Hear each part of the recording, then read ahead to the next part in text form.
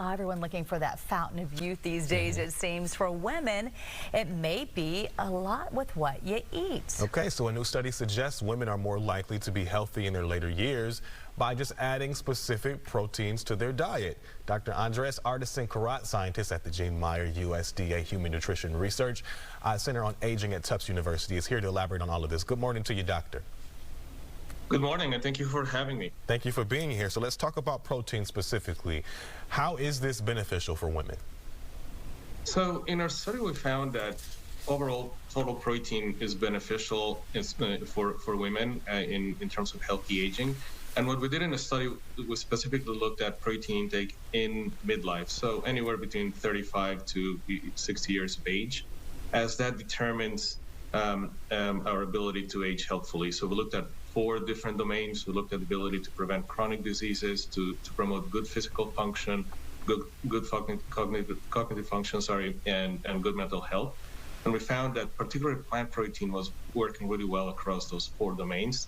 But overall total protein was also beneficial in our diets. Okay, now you just mentioned plant protein, and I think so many times we think of protein, you're picturing either a powder that you buy in a canister, or you're picturing chicken or fish or even beef. So what type of protein are we talking about as far as plants are concerned?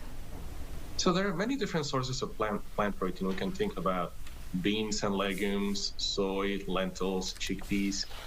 In our study, we also looked at a few fruits and vegetables, for instance, that also contribute to protein, and even some cereal products, and hopefully we can choose whole grain cereal products because they contain gluten, and we consume quite a bit of those in a diet. They also tend to contribute a bit of protein in our diet. But those are most of the primary sources that we looked at that we would like to sort of promote.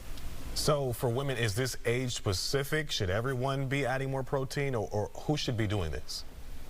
So I think this is beneficial for all women. And in the way we looked at the study, we modeled the way to increase protein as it came from calories from the rest of the diet. So we're not telling people to add more calories to their diet or more protein on top of everything else. The study really looked at what happens if we increase our protein levels in our diet by decreasing everything else.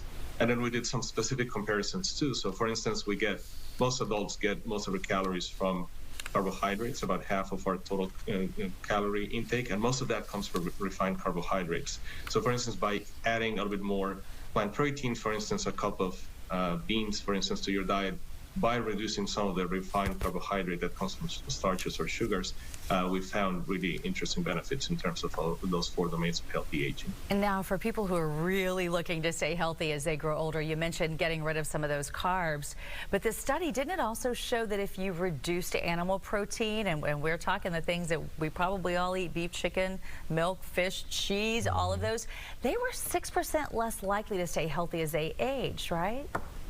So with animal protein, we found something very interesting.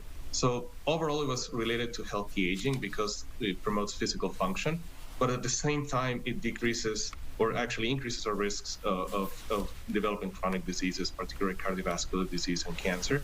So we have to be very careful with animal protein. We should favor perhaps plant protein and add minimal amounts of animal protein to our diet.